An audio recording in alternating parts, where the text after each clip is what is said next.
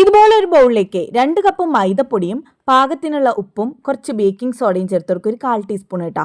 ഇനി ഇതിലേക്ക് വെള്ളം ഒഴിച്ചു കൊടുത്ത് നന്നായിട്ട് കുഴച്ചെടുക്കുക. ചപ്പാത്തിക്കൊക്കെ കുഴച്ചെടുക്കുന്ന രീതിയിൽ വേണം കുഴച്ചെടുക്കാനായിട്ട്. കൂടെ ഒരു 2 ടേബിൾ സ്പൂൺ ഓയിലും കൂടെ ചേർത്ത് കൊടുക്കുക കേട്ടോ. മാവ് നല്ലപോലെ കുഴച്ചെടുത്ത് കഴിഞ്ഞാൽ ഇതൊന്ന് റെസ്റ്റ് ചെയ്യാൻ വേണ്ടി മാറ്റി വെക്കാം. ഇനി ഒരു ബൗളിലേക്ക് കുറച്ച് ഗ്രേറ്റ് ചെയ്തെടുത്തുള്ള ക്യാരറ്റും കേബേജും കുരുമുളക് പൊടിയും പാകത്തിനുള്ള ഉപ്പും ചേർത്ത് കൊടുക്കുക. കൂടെ തന്നെ മയോണൈസും ചീസും ചേർത്ത് കൊടുക്കണം. വേവിച്ചെടുത്തുള്ള ചിക്കൻ ഒന്ന് ക്രഷ് ചെയ്തിട്ട് അതും കൂടെ ഇതിലേക്ക് ചേർത്ത് കൊടുക്കാം. ഞാനിവിടെ ഫ്രഷ് ചീസാണ് കേട്ടോ എടുത്തിട്ടുള്ളത്. ഫില്ലിങ്സ് റെഡി ആയി കഴിഞ്ഞാൽ പിന്നെ അത് അങ്ങോട്ട് മാറ്റി വെക്കാം. ഇനി നമ്മൾ കുഴച്ച് വെച്ചുള്ള മാവുണ്ടല്ലോ, അത് കുറച്ച് എടുത്തിട്ട് ഇതുപോലെ അങ്ങോട്ട് പരത്തി കൊടുക്കുക. പൊടിയിട്ടിട്ട് ഒരുപാട് തിന്നാവാതെ ലേശം ഒരു കട്ടിക്ക് പരത്തിയെടുക്കുക. അതിനുശേഷം ഒരു മൂടി വെച്ചിട്ട് ഇതുപോലെ ഒന്ന് ആദ്യം റൗണ്ട് ഷേപ്പ് ആക്കി എടുക്കുക. എന്നിട്ട് അതിൻ്റെ സെൻറ്ററിൽ ഫില്ലിങ്സ് വെച്ച് കൊടുക്കുക. എന്നിട്ട് വേറൊന്ന് പരത്തതിൻ്റെ മുകളിൽ വെച്ച് കൊടുത്തിട്ട് ഇതുപോലെ റൗണ്ട് ഷേപ്പിൽ കട്ട് ചെയ്തെടുക്കുക കേട്ടോ. ഇനി ഇതൊന്ന് ചൂടായ എണ്ണയിലേക്ക് കണ്ട് ഇട്ട് കൊടുത്തിട്ട് ഫ്രൈ ചെയ്തെടുക്കുക കേട്ടോ. ഇതുപോലെ തിരിച്ച് മറിച്ചൊക്കെ ഇട്ട് കൊടുക്കുക. ഇങ്ങനെ ഒന്ന് കളർ മാറി വരുമ്പോൾ നമുക്കിത് എടുത്ത് മാറ്റാം.